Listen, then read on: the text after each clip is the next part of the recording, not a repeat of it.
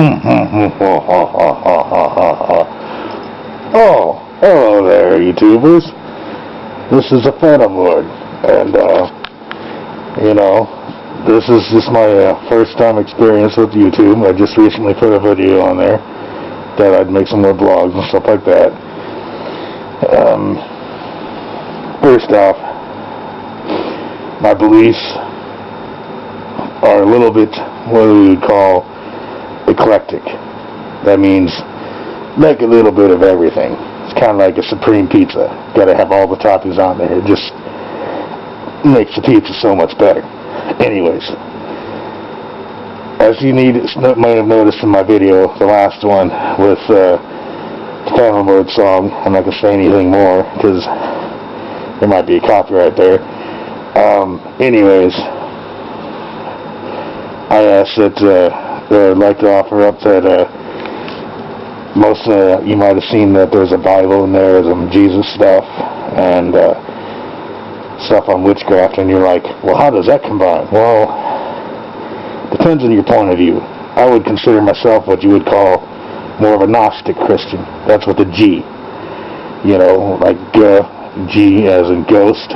Boo. Oh, sorry. Just a habit. Anyhow, as I was saying, Gnostic Christians have a sect of texts that are included in the Bible. And as most recent discoveries with the Dead Sea Scrolls and some other findings have found, that there are more evidences of scriptures that are not quite canonized in the official doctrine of the Orthodox Church. Well, as we all know, the Orthodox Church basically made anything that wasn't under their doctrine, they called it straight out heresy, and heresy was basically punishable by death. So anything that disagreed with the church or anything like that, if you were suspected of being a witch, or your neighbors didn't like you and they said you're a witch and all that stuff, well, they pretty much killed you off. Anyways, that's kind of wrong. As we know, religion has been used in many ways as a form of control. I am certain, yeah, it's funny. I am pretty much certain that if Christ was here today, and I know he is here somewhere, but I'm very certain that he's pretty much upset with what these modern traditional Christians are concerning themselves with. They're not seeking the truth like they should be. They're seeing certain things through a set of blinders. They want to see what they've been taught in church, and that's it. That's fine. There's nothing really wrong with that. You want to handle so much, one thing's for one person, one thing's for another person. But to actually use your own religion to control other people, to enslave other people, that's wrong. And I'm pretty certain that Christ never asked people to be killed in his name.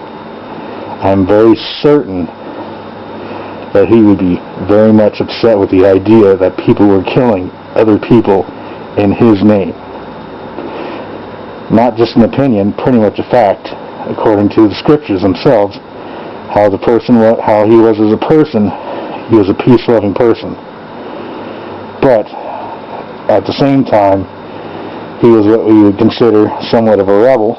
A rebel being that he was facing many troublesome times with the current government that he was succumbed to, or found himself under. And one of my favorite quotes is, men should not fear their governments, governments should fear their people. That is to say that pretty much what Christ was saying, as he made not only a political statement, but he also made a sacrifice that no one else prior to him has actually made, and he was the only person that is able to make that sacrifice, because he is half man and half God. Now, as far as the Son of God claim, I agree that he was the Son of God, but also look at it this way: aren't we all children of God? most people would look at this and see this video and see this mask and see all these things. But I am wearing a cross. But there's a skull on that cross. Why is there a skull on that cross? Well, remember, in all four Gospels, Matthew, Mark, Luke, and John, they make the statement of the hill that he was crucified on. It's either called Calvary or Golgotha. And both translate to mean either the place of the skull or Skull Hill. And if you look at the geometry or the geography up on a topographical map, or and say you're in a helicopter and you're flying above the hill and you're just looking down, you would see the landscape had actually made a natural form shape that looked like a skull. This is why it was called the place of the skull. That, and also it was a place where they executed most of their people. So, with of course, at that time, the current trend was to use crucifixion as a popular trend for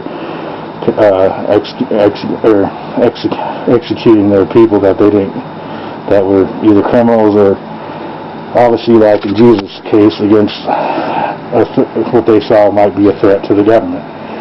Anyways, basically, my purpose here on YouTube is to reach out to those people who need help.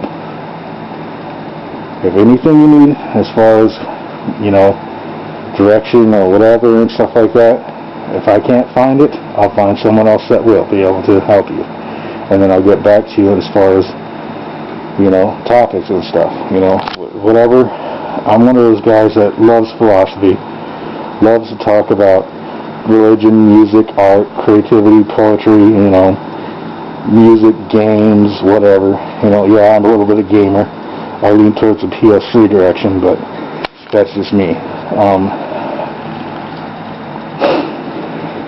Anyways, before this gets to be too long of a rant, I would like to say peace, rock on, and stay metal. Well, that's where my namesake comes from. If you guys don't know what that is, what song that was played before, then I don't know what else to tell you. Anyways, YouTube, this is fntmvid1 out. Thanks.